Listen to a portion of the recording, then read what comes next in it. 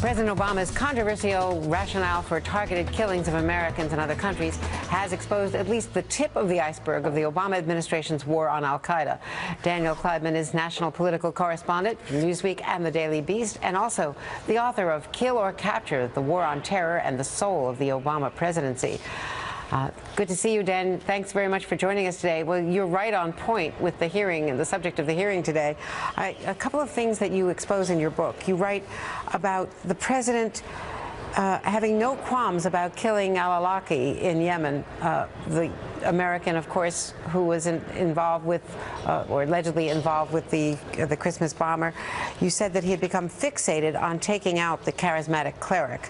And you write that his focus was so intense that one of his briefers, General James Cartwright, the former Deputy National Security Advisor, thought that, or Deputy, rather, Joint Chief of Staff, Chair of the Joint Chief, thought that the Obama's rhetoric was starting to sound like George W. Bush's, whom he had briefed on many occasions. What is clear that the president found al-Awlaki's American citizenship, in Klaidman's words, immaterial. Can you expand on that? Yeah, well, Andrea, it was really striking to me as I was reporting the book. The president was really concerned and sort of twisted up about, issues like preventive detention, indefinite detention, or whether Khalid Sheikh Mohammed, the 9/11 mastermind, should be tried in a civilian court or a military commission. But on this issue of whether he could go after Anwar al-Awlaki, he really had no doubt. He lost no sleep. There might have been a lot of hand-wringing going on elsewhere, but not for the president. You have to remember, in some ways, al-Awlaki for President Obama was sort of his bin Laden.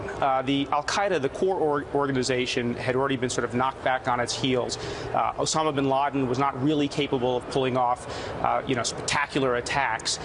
Al-Awlaki had shown that he was really hell-bent on attacking the homeland. He tried Christmas Day bombing. He was operational in a way that we did not believe bin Laden was at that point.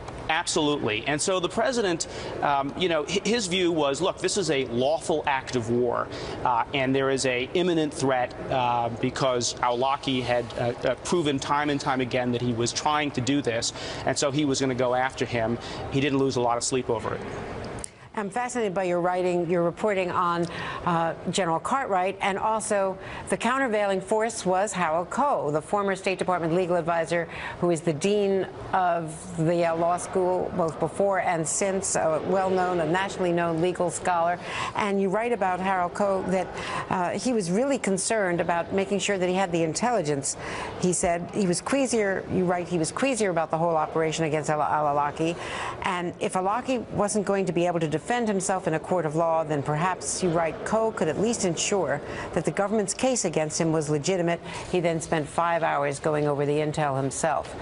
Tell me about Harold Koh and his role in all of this. Well, Harold Koh was in some ways the sort of humanitarian within the Obama administration, arguing to make sure that these kinds of attacks were being done within a framework of law. But that didn't give him license to oppose every military action. Koh was, in fact, the first member of the Obama administration who went out publicly and defended the drone program. Now, he didn't refer specifically to the CIA's program, but he did defend it and talk about how it was being done lawfully. Then the administration, before he did that, he already knew that the administration wanted to go after al-Awlaki. Going after an American citizen did give him pause, and he decided that he was going to go and look at all of the intelligence. And so he went into a secure room inside the State Department, and for hours he spent, going over all of this chilling intelligence about al-Awlaki. He said, in some ways, for him, the standard was going to be, was this guy evil? Not exactly a technical legal standard, but it needs to get over that bar. He walked out of that room and said, not only is this guy evil, but he's satanic. He said that it would be okay to go after al-Awlaki. He did argue, however, that we should have been more transparent about the legal theories behind that attack than the administration chose to be. In fact, he was in favor of releasing the so-called white paper, which has now been released and leaked.